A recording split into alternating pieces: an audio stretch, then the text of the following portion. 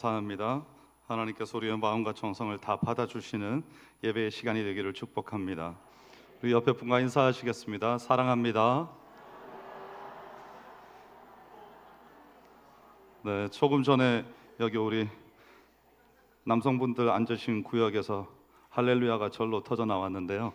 네, 하나님께서 우리의 삶을 또한 늘 새 노래로서 받아주시기를 축복합니다. 오늘 레위기의 세 번째 시간 속죄제, 숨은 죄의 회개와 거룩한 동행이라는 제목으로 여러분과 함께 말씀을 나누고자 합니다. 레위기의 중요한 제사 중에 하나인 속죄제가 우리의 삶 깊숙이 자리한 우리의 죄의 문제들을 어떻게 우리로 하여금 직면하게 하는지, 그리고 우리는 그 속에서 또 어떤 하나님의 은총을 깨달아야 하는지 우리 모두가 함께 잘 살펴볼 수 있기를 원합니다. 거룩하신 하나님과의 동행은 우리의 마음에 지금 현재로서 가장 깊은 열망이고, 그리고 우리의 인생의 마지막 날이 다한 다음에 저 천국에 가면 이제 영원토록 주와 함께 할 것이기 때문에, 사실은 우리가 우리의 삶 속에서 또 영원을 살아가게 될 우리의 인생 가운데 가장 뜨겁게 갈망하는 것이 주와 함께 하는 것이다, 이렇게 생각할 수도 있겠습니다. 그런데 아담의 타락 이후에 죄가 인간 속으로 들어오게 되면서 죄가 우리의 본성이 되고 우리의 삶의 곳곳에 다 스며들어서 우리로 하여금 하나님과 단절되게 만들었습니다. 그런데 레위기는 그 죄를 끝내고 하나님과의 관계를 회복하는 길이 바로 여기에 있다고 말씀하는 겁니다. 그 길의 청사진이 여기에 나타나 있는 구약의 제사 제도이고, 그 정점은 예수 그리스도의 십자가인 줄 믿습니다. 오늘 특별히 우리가 주목할 본문, 이 레위기 4장 27절부터 31절 말씀은 평범한 이스라엘 백성, 곧 평민이 부지 중에 지은 죄에 대한 속죄제 규례입니다. 이것은 우리가 알지 못하고 지은 죄, 숨겨진 죄까지도 하나님께서 얼마나 심각하게 그리고 진지하게 생각하시는지, 그리고 그 죄를 회개하고 정결함을 받는다는 것이 얼마나 중요한 것인지 우리에게 알려주시는 제도이기도 합니다. 레위기에 5가지 주요 제사가 나오는데요. 번제, 소제, 화목제, 속죄제, 속건제. 그 중에 우리가 번제를 다루었고 소제와 화목제는 다루게 될 것이고, 오늘은 이제 속죄제를 다루게 됩니다. 이 제사들이 각기 다른 목적과 또 각기 다른 방식이 다 있습니다. 다행스럽게도 제사가 5개밖에 없기 때문에 크게 많이 외울 일은 없습니다. 그 중에 번제와 이 속죄제가 조금 그 성격이 겹치는 부분이 있기 때문에 좀 헷갈릴 수 있습니다. 그래서 오늘 먼저 그 부분을 잠깐 정리하고 지나가고자 합니다. 번제는 제물 전체를 불태워서 연기로 하나님 앞에 올려드리는 제사입니다.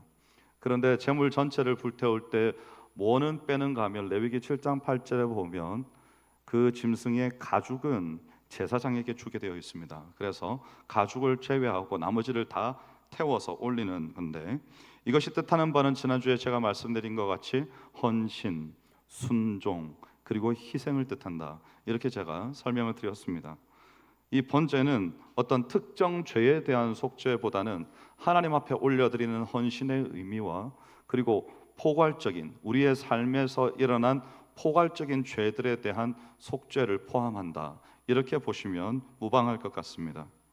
반면에 이 속죄제는 어떤 건가 하면 히브리어 하타트라는 단어에서 유래했는데, 이것이 죄나 또 죄를 정화하다 혹은 또 죄를 다루다, 이런 의미를 내포하고 있습니다. 그러니까 특정 죄, 특히 부지 중에 지은 죄, 이 부지 중에 지은 죄가 우리는 좀 익숙하지 않죠. 이런 용어 자체가.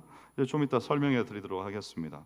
또는 의도치 않은 어떤 부정함, 불결함, 예를 들어서 구약 성경에서 이제 피를 흘리고 있는 사람을 스쳤다든지 혹은 시체를 만졌다든지 내가 알지 못하고 그렇게 한 것들이죠. 그런 불결함들을 이제 제거해서 죄로 인해 오염된 거룩한 공간, 예를 들면 성전이나 어떤 제단과 같은 이런 것들과 또 죄인의 부정한 상태를 정결하게 만드는 것, 그것의 목적이 있습니다. 그런데 이 죄라는 것이, 우리는 보통 죄라고 하면 여러분이 지금 떠올리는 바로 그 죄, 그걸 생각하기 쉬운데, 근데 여기서 말하는 죄는 도덕적인 어떤 잘못을 넘어서 하나님의 거룩한 임재, 그리고 공동체의 어떤 정결함을 훼손하는 그런 오염들, 이런 것들을 여기에서는 주로 가리키고 있습니다.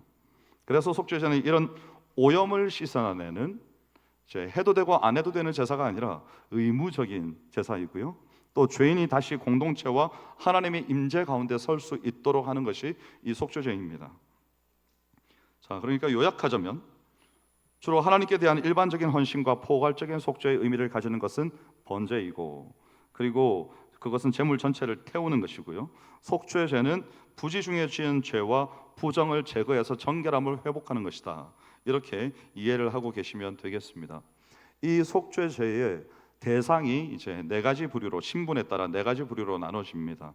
그리고 피를 어떻게 사용하는지, 그리고 제물을 어떻게 처리하는지에 따라서 또 두 가지로 이렇게 나눠집니다. 그걸 제가 좀 쉽게 설명해 드리도록 하겠습니다. 먼저 이 속죄제는 죄를 지은 자의 신분과 또 그 죄의 영향력이 어떠한가에 따라서 네 가지 부류의 사람에게 적용이 되는데, 그 중에 첫 번째가 제사장입니다. 제사장의 속죄제죠. 온 회중을 대표하는 사람 아닙니까, 제사장은? 그래서 이 제사장의 죄는 대제사장을 포함해서요, 파급력이 가장 크다고 할 수 있겠습니다. 그래서 공동체 전체를 더럽힐 수 있기 때문에 가장 값비싼 수송아지를 하나님 앞에 제물로 드렸습니다. 그 다음 부류의 사람들이 누군가 하면 온 회중의 죄입니다. 우리 모두를 포함한다, 이렇게 생각하면 되겠습니다. 공동체 전체가 부지 중에 죄를 지었을 때 드리는 제사입니다. 우리가 성경을 읽다 보면 우리가 미처 알지 못하였나이다, 이런 고백들이 있는 곳들을 보죠. 백성들이 저질러 놓고 난 다음에 깨닫게 되는 경우입니다. 그럴 때 역시 수송아지를 제물로 드렸습니다. 이 두 부류의 제사장과 온 회중을 일단 하나로 묶어 놓으시고 머릿속에서, 그 다음 이제 속죄제를 드려야 될 사람이 누군가 하면 족장입니다.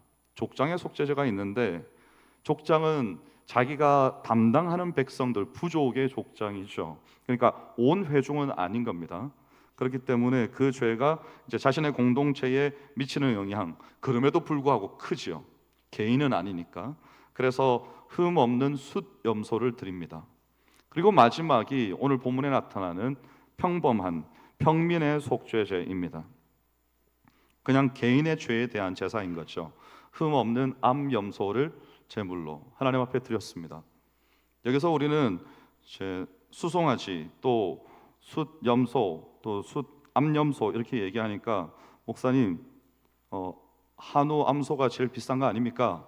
이렇게 생각하실 수 있는데, 여러분 여기서는 뭐 맛있는 거 그런 거 따지는 거 아닙니다. 이 동네에 한우가 있지도 않습니다, 여러분.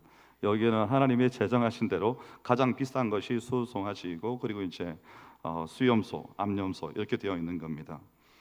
근데 이 네 가지 유형 중에 제사장과 온 회중의 속죄제와 또 족장과 평민의 속죄제가 각각 이렇게 묶여 있습니다.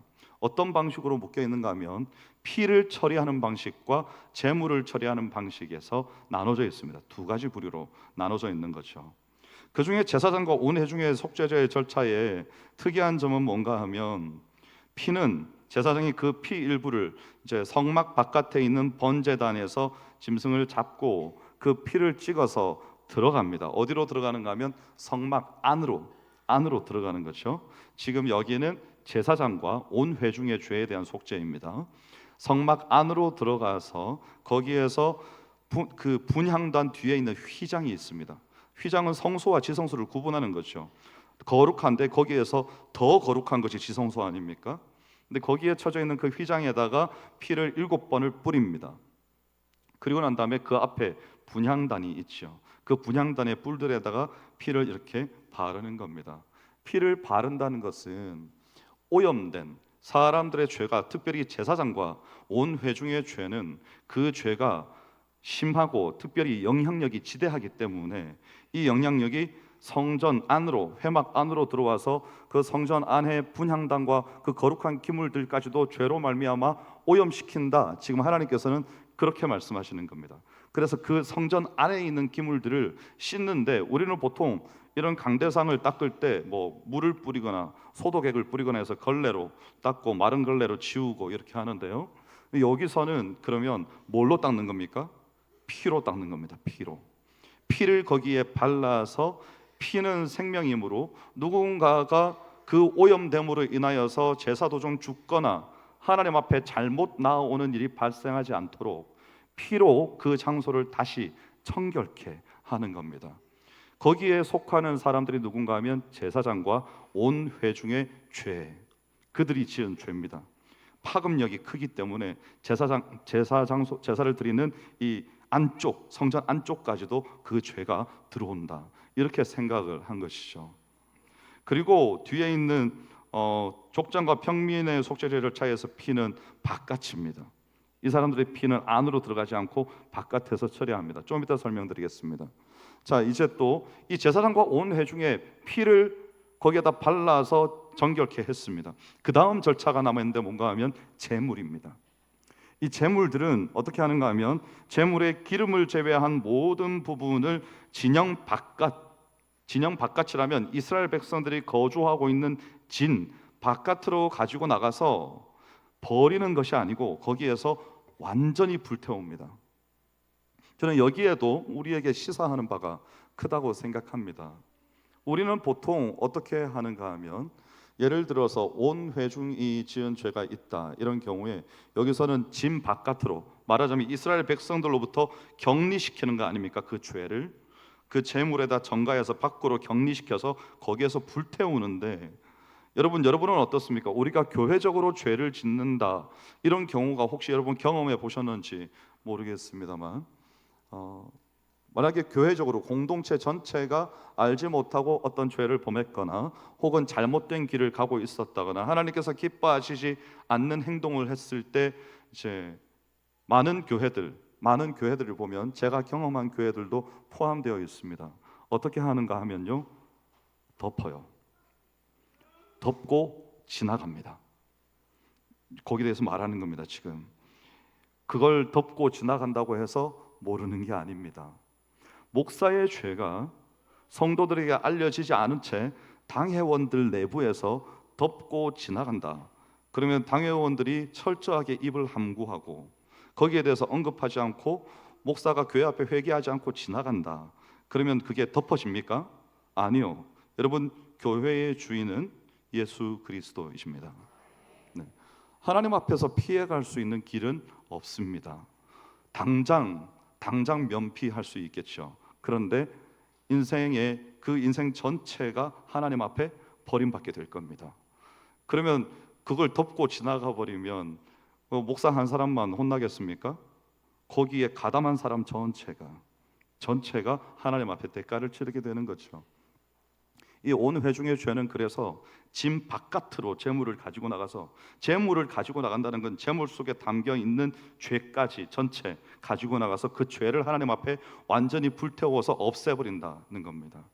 그래서 우리는 죄가 있을 때는 우리의 죄에 대해서 철저하게 회개하고, 또 피를 분향단의 뿔에 발라서 하나님 앞에 하나님의 거룩하신 임재하심에 대해서 우리가 죄가 거기에 침투한 것에 대해서 회개함으로 정결케 한 다음에 우리의 죄는 완전히 불살라서 없애버린다는 것은 그 죄의 존재조차도 없애버린다는 것입니다.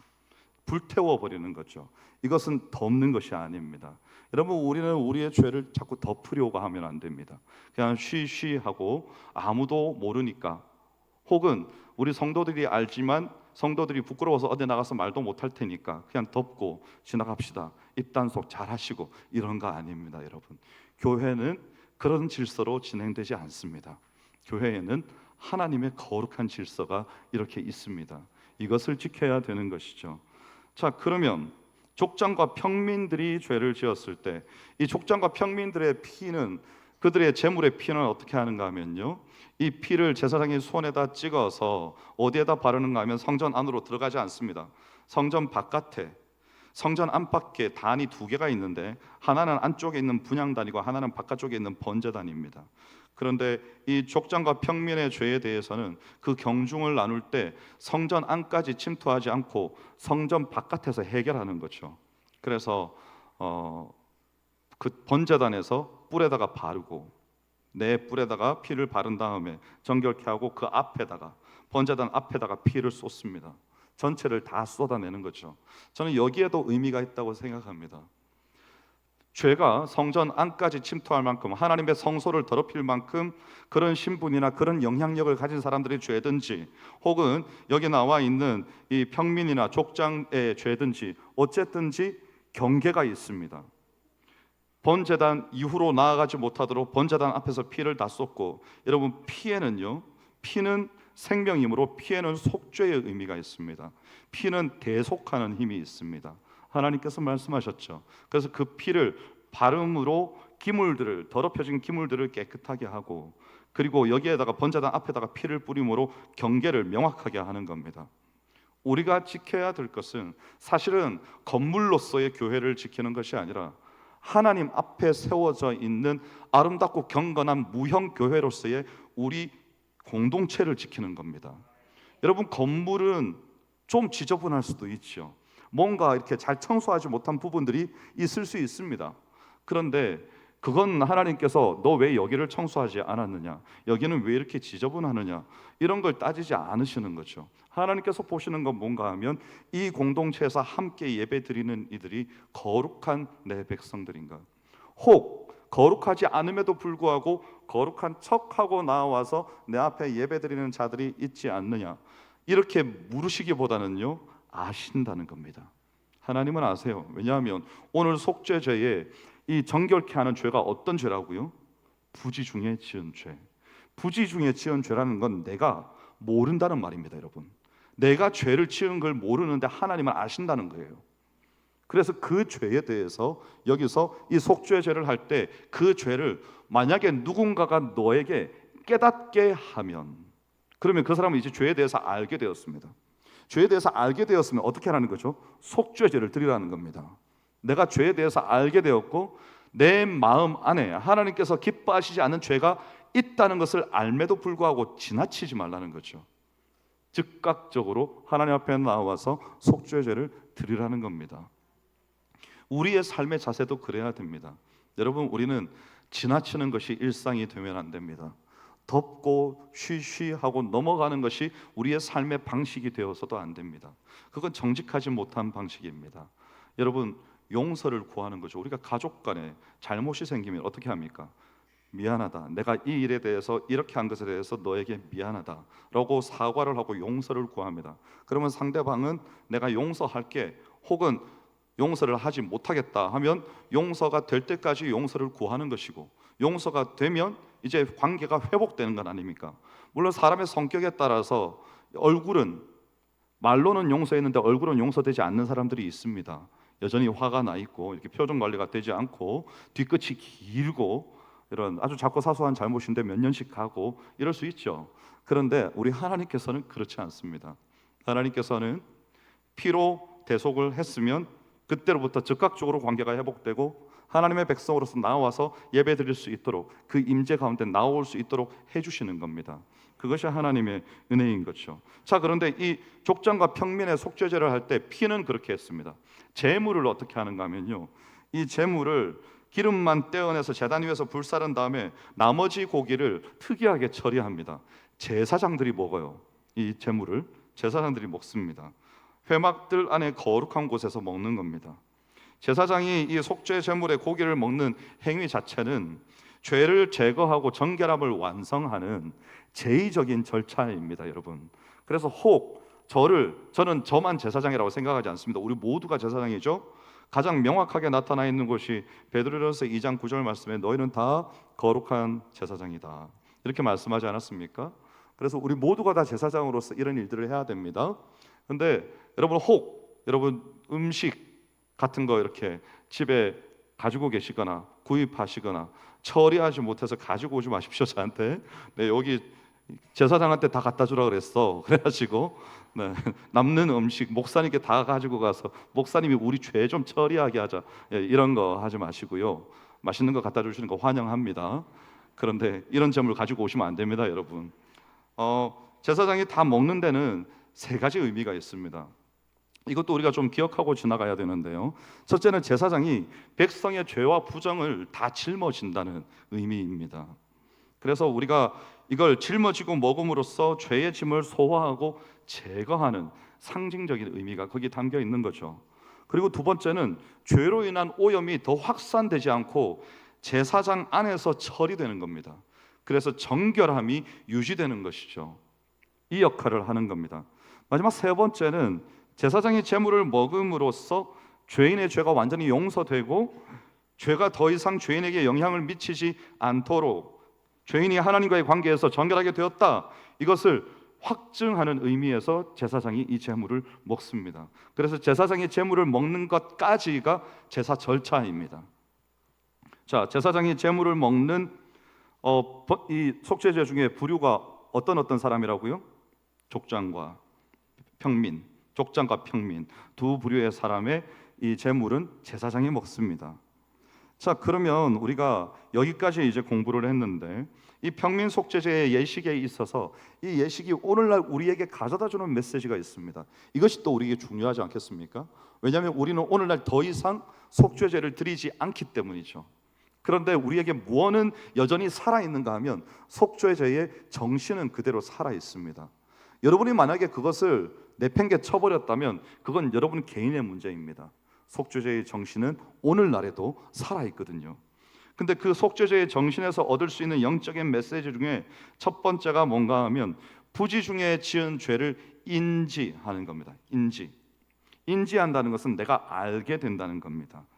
4장 27절 28절에 보면요, 만일 평민의 한 사람이 여호와의 계명 중 하나라도 부지 중에 범하여 허물이 있었는데 그 범한 죄를 누가 그에게 깨우쳐 주면, 그랬습니다. 아까 말씀드렸죠, 죄를 깨우쳐 주면 알게 됩니다. 자, 그러면 오늘날에는 만약에 내가 죄를 지었는데 부지 중에 죄를 지었습니다. 내가 깨닫지 못하고 있습니다. 아무도 내게 말을 해주지 않습니다. 그러면 지나가는 겁니까? 그렇지 않습니다. 우리는 무엇을 통해서 우리의 삶의 죄를 깨닫고 하나님 앞에 나아가죠? 하나님의 말씀을 통해서, 하나님의 말씀에 적혀 있는 신앙의 원리들과 인생을 살아가는 규칙들을 우리가 배우고 익히고 마음에 묵상하고 담아서 그 뜻을 쫓아 살아가는 것이 죄를 짓지 않는 길입니다.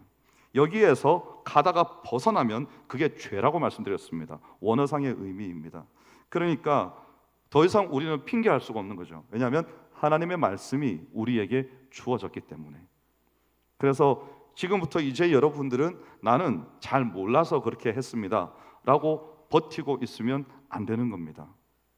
죄를 지으면 누가 알려주지 않아도 내가 스스로 깨닫게 되어도, 아니 말씀해 보니까 누가 그에게 깨우쳐 줘야 회개해야 한다는데, 아니요, 하나님의 말씀이 우리를 깨우면 즉시로 하나님 앞에 회개하고 죄를 고백하며 우리의 삶을 거룩하게 함으로 하나님과 나와의 관계를 회복해야 되는 겁니다.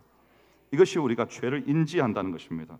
두 번째는 흠없는 제물과 죄의 전가입니다. 이건 제가 이 개념은 여러 번 설명드렸습니다. 거기 28절 29절에 보면 흠없는 암염소를 끌고 와서 그 범한 죄로 말미암아 드리고 그 속죄 제물의 머리에 안수하고 그 제물을 번제물을 잡는 곳에서 잡을 것이요 그랬는데, 죄를 깨달았다면 염소를 끌고 와서 잡습니다. 제물 위에다 안수하고 잡죠. 안수의 의미가 뭐라고 했습니까? 죄를 그에게 전가한다 고 했습니다. 그러니까 이 제사장은 지금 제물을 드리면서 이 제물을 잡을 때 제물이 죽잖아요. 내 죄 때문에 죽는단 말입니다. 제물이 죽는 모습을 보면서 뭘 생각해야 되는 겁니까? 얘가, 이 짐승이 죽지 않았다면 내가 죽는다, 이 마음으로 제사에 참여하는 겁니다. 그래서 본인이 하나님께로부터 어떤 은혜를 받았는지를 늘 상기하는 거죠. 기억하는 겁니다. 이 짐승은 다만 나 때문에 대신해서 죽는 거 아닙니까? 그래서 그것을 알려주는 겁니다. 제사를 통해서. 또 피의 처리죠. 피의 처리. 제사장은 손가락으로 그 피를 찍어 번제단 뿔에 바르고 피 전부를 담 밑에 쏟으라.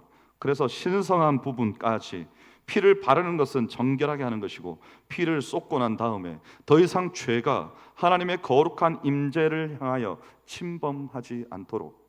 여러분, 특별히 우리의 삶은, 요즘은 신약 시대에는요, 이제 더 이상 거룩한 공간과 거룩하지 않은 공간의 구분이 없습니다. 교회 당이 거룩한 것이 아닙니다. 예배를 드리는 공동체가 거룩한 겁니다. 여러분이 교회로서 언제 어디든지 거기에 교회로서 모여 있다면 교회 공동체로서 여러분은 거룩한 겁니다. 그런데 하나님께서는 그 교회 공동체나 한 사람의 교회로서 여러분의 삶의 반경들을 보시겠다는 것이죠. 거기에서 일어난 죄, 그것을 보시겠다는 겁니다.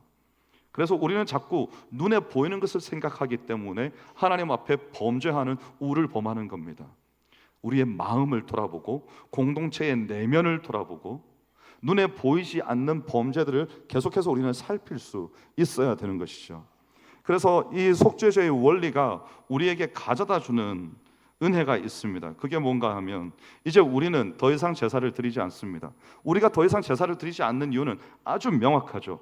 예수 그리스도께서 단번에 죽으심으로 영원한 속죄를 이루셨기 때문입니다. 여러분, 이것은 여러분이 반드시 기억하시고 붙들고 계셔야 됩니다.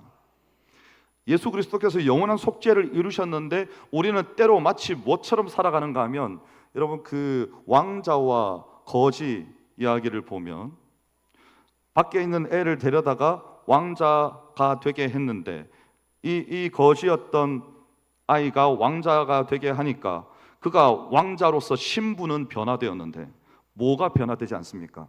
삶이 변화되지 않습니다. 생각이 변화되지 않습니다. 그러니까 왕자처럼 살지를 못하는 겁니다. 우리가 그러고 있을 수 있습니다, 여러분.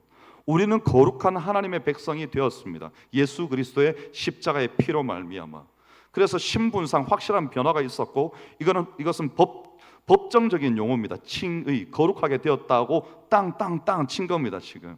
그런데 분명히 거룩한 하나님의 백성이 되었는데 사는 것은 이전과 똑같이 산다는 것이죠. 이스라엘 백성들이 출애굽해가지고 광야에서 그렇게 살았던 것 아닙니까? 계속해서 죄짓고 계속해서 원망하며 계속해서 불평하고 이전에 가지고 있었던 죄악된 습관들을 버리지 않고 그대로 가지고 있는 겁니다. 그러니까 하나님께서 이런 제도들을 다 만드시는 것이죠. 안 그러면 다 죽어나가게 생긴 겁니다. 죽을 때까지 불순종만 하다가 멸망하는 백성 되게 생긴 것이죠. 그래서 하나님께서 이 제사 제도를 만들어 주신 겁니다. 우리도 그러고 살 수 있습니다, 여러분. 여러분은 거룩한 하나님의 백성으로서 여러분의 삶의 이전의 때들을 다 벗고 옛사람을 벗어버리고 새롭게 된 속사람을 입고 하나님 앞에서 살아가고 계십니까? 오늘 그것을 제가 여러분에게 묻는 겁니다. 오늘 우리에게 주시는 이 속죄제를 통해 주시는 또 다른 메시지입니다. 우리는 거룩한 하나님의 백성으로서 오늘을 살아가고 있는가입니다. 그래서 이 민감성, 숨은 죄에 대한 민감성을 십자가 아래서 우리가 가져야 되고요. 이 민감성은 어디로부터 오는가 하면 성령의 충만함으로부터 옵니다. 여러분, 성령으로 아니하고는 말씀을 깨달을 수 없고 말씀을 읽지 않고는 하나님이 내게 뭐라고 말씀하시는지 알 수가 없습니다. 그러므로 우리의 삶의 죄, 우리의 삶의 인생의 방향, 진로, 무언가를 시작할지 말지, 이것이 죄인지 아닌지 모든 것들은 다 말씀에 들어있고 이 말씀을 깨달으려면 우리는 계속해서 성령님께서 우리를 충만하게 채워주시기를 구해야 되는 겁니다. 그걸 놓치는 순간 하나님께서 나에게 가기를 원하시는 길로부터 벗어나게 되는 것이죠. 사단은 그 틈을 노리고 있습니다. 우리가 잠시라도 마음에 긴장을 놓고 틈을 버려놓고 죄악된 습관이나 유혹들에 우리의 삶에 아주 짧은 순간이더라도 내어줬을 때, 그럴 때 우리는 하나님의 임재를 놓치게 되는 거 아닙니까? 그래서 여러분이 준비되지 않았을 때 우리 목사님들이나 제가 어느 모임에서 예를 들어서 갑자기 누구누구 권사님 기도로 시작합시다 그러면 당황하죠. 목사님 왜 갑자기 저한테 당황하죠.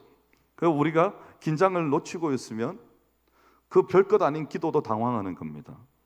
그런데요, 하나님 앞에서 성령 하나님의 은혜를 통한 이 민감함을 간직한다는 것은 우리 인생의 향방이 결정되기 때문에 우리가 죄의 편에 설 것인가 하나님의 편에 설 것인가를 결정하는 것이 성령님께서 깨닫게 해주시는 말씀에 있기 때문에 우리는 성령님을 붙들고 있어야 됩니다. 또 하나가 뭐가 있는가 하면 아까 말씀드린 즉각적인 고백, 또 십자가를 의지하는 겁니다. 우리가 잘하지 못하는 게 뭔가 하면 죄를 알게 되었습니다. 저도 잘하지 못합니다. 즉각적으로 사과하는 겁니다. 인간관계에서 즉각적으로 사과하지 못하면 어떤 일이 발생하죠? 깨어진 관계가 그대로 갑니다. 회복되지 않습니다. 나중에 돌이키려고 하면 일이 이만큼 커져 있습니다. 그래서 깨닫게 되었을 때 즉각적인 고백을 하고 더 이상 죄가 우리에게 틈타지 않도록 십자가를 붙드는 것, 이것이 필요한 겁니다. 이 피를 그 뿔에다가 바르듯이 섬세하게, 이건 섬세한 작업을 말하는 거거든요. 피를 그냥 아무데나 뿌리는 게 아니고 필요한 곳에, 하나님께서 명하신 곳에 발라서 정결하게 하는 작업이 오늘 우리에게도 필요하다는 겁니다. 우리 삶의 모든 영역에서 그 하나님의 거룩함을 추구하려는 자세가 필요하다는 것이죠. 그래서 여러분, 만약에 여러분이 그렇게 거룩하게 살려고 하는데 여러분에게 혹시 야, 너는 뭘 그렇게 나대냐, 혼자 거룩하냐, 매 앉을 때마다 기도하고 누군가를 보면 기도해주고 항상 성경 읽고 전도에 빠지지 않고 예배도 빠지지 않고 누가 힘들어하면 쫓아가서 쪼르르 가서 도와주고, 이런 것이 여러분 대단히 애석하게도 그렇게 살지 않는 사람들에게는 꼴사나울 수 있습니다. 저도 그런 걸 당해봤습니다. 놀리는 거죠. 너만 거룩하냐? 뭘 그렇게 굳이 그렇게까지 해야 되나? 이런 말씀들을 여러분 들을 수 있습니다. 근데 여러분, 우리가 사람에게 좋게 하겠습니까? 하나님께 좋게 하겠습니까? 하나님께서 좋아하신다면 사람들의 조롱, 비난 당하십시오. 그냥 당하십시오. 우리가 짧은 생 살다가 주님 앞에 곧 서지 않겠습니까? 주님과는 영원히 삽니다, 여러분. 주님과 함께 영원토록 부끄러움을 갖고 사시겠습니까? 아니면 여기에서 사람들이 우리를 조롱하는 것을 무서워서 아유 그래 내가 좀 자제해야지, 너무 혼자 거룩한 척 하면 안 되지, 이러고는 그냥 허용하시겠습니까? 우리의 선택입니다. 하나님께서 우리에게 말씀하시는 것은 즉각적으로 고백하고 십자가를 붙들고 너의 인생의 고난을 당당하게 마주하고 거룩한 하나님의 백성으로 살아라 라는 겁니다. 그리고 마지막으로 우리가 기억해야 될 게 뭔가 하면 공동체의 거룩함입니다. 제가 지난주에 여리고성 싸움에 대해서 말씀드렸습니다. 여리고성 그 큰 성을 무너뜨렸습니다. 세계에서 가장 오래된 성이고 엄청나게 큰 성입니다. 그 성이 무너지고 난 다음에 백성들이 기고만장했습니다. 조그마한 아이 성에 가면서 기도도 하지 않고 가서 성을 함락할 수 있을 거라 생각했는데 함락하지 못하고 오히려 백성들이 사상자가 났습니다. 도망쳐 왔죠. 정말 처참한 패배였습니다. 왜 그랬죠? 한 사람의 죄 때문입니다. 아간 한 사람의 죄 때문에. 여러분, 교회 공동체는 한 사람의 죄 때문에 무너질 수 있습니다. 여러분, 한 사람의 죄가 나 하나쯤 괜찮겠지, 모르시겠지. 아니요, 하나님이 바로 그걸 위해서 속죄제라는 제사제도를 만드셨다니까요. 우리가 이것을 기억하지 못하면 자꾸만 덮고 지나치고 무시하는 겁니다. 하나님께서 가장 싫어하시는 죄를 우리의 가슴에 안은 채로 지나쳐가는 것이죠. 이것이 계속해서 쌓이면 나중에는 이게 어떻게 되겠습니까? 여러분이 무서워하셔야 될 게 뭔가 하면 일부러 죄를 짓는 겁니다. 알면서도. 그거는 방법이 없습니다, 여러분. 신약 성경에 보면 그와 비슷한 죄가 뭐가 있는가 하면 성령 회방죄라는 게 있습니다. 이게 뭔가 하면 쉽게 설명해 보면 이런 겁니다. 하나님께서 이 일이 하나님이 하신 일이 모두가 보기에 명확합니다. 그런데 그것을 반대하고 막습니다. 일이 진행되지 못하게 방해합니다. 그리고 하나님께 영광을 돌리지 못하도록 사람들을 공격하고 분열시킵니다. 갈라지게 만듭니다. 마음에 상처를 줘서 그 일을 하지 못하게 만듭니다. 이거 성령 회방죄입니다. 하나님의 일을 가로막기 때문입니다. 절대로 그렇게 해서는 안 됩니다. 왜냐하면 사하심을 얻지 못한다고 했습니다. 여러분, 고의로 계속 죄를 지으면 하나님이 참지 않으십니다. 제외시키는 겁니다. 너는 안 되겠다, 제외시키는 겁니다. 그러면 안 됩니다. 너무너무 인생이 힘들지 않겠습니까, 여러분? 그래서 우리는 우리의 마음에 우리의 공동체의 거룩함을 지키기 위해서 애써야 됩니다. 여러분, 저 혼자 설교한다고 피를 토한다고 애쓰는 거 아닙니다. 당회에서 장로님들이 애쓰는 거 아닙니다. 모두가 같이 하는 겁니다. 우리 모두가 성령 안에서 하나 된 공동체이기 때문에 그렇습니다. 그래서 그건 목사님이 하실 거고 그건 장로님들이 하시겠지, 그렇게 생각하면 안 되고, 하나님께서는 이 교회 공동체 안에서 나의 거룩함을 보고 계시는구나, 이걸 생각하셔야 됩니다. 그것이 속죄제가 우리에게 진실되게 가르쳐주는 의미입니다. 하나님이, 여러분, 레위기의 핵심이 뭐죠? 하나님이 우리에게 가까이 오시는 겁니다. 오셔서 뭘 하십니까? 나에게 가까이 오라라고 부르시는 거죠. 우리를 만나기를 원하시고 우리와 동행하기를 원하시는 겁니다. 그 거룩한 동행을 위해서 이런 속죄제가 있는 거죠. 오늘 우리 모두가 하나님께서 부르시는 이 거룩한 속죄 앞에서 내 개인과 우리 가정과 또 우리의 공동체와 또 우리의 기도를 통해서 이 나라 전체가 하나님 앞에 거룩하고 아름다운 하나님의 개인이자 하나님의 나라로서 거룩하고 아름다운 교회로서 세워질 수 있기를 주의 이름으로 축원합니다. 기도하겠습니다. 하나님, 감사합니다. 단지 죄의 용서뿐 아니라 하나님의 거룩함에 동참하는 삶으로 오늘 우리를 초대하시니 감사합니다. 복잡하고 어려운 절차가 아닌 하나님의 마음을 우리에게 알려주심도 감사합니다.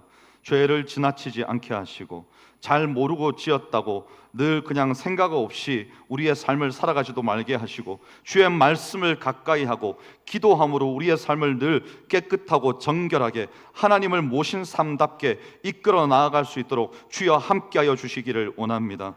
그래야여서 하나님, 이 예배를 마치고 나아가는 모든 성도들의 발걸음에 거룩한 하나님과의 동행이 묻어 있을 수 있도록 은혜를 베풀어 주시옵소서. 감사드리며 예수님 이름으로 기도하옵나이다. 아멘. 찬송가 420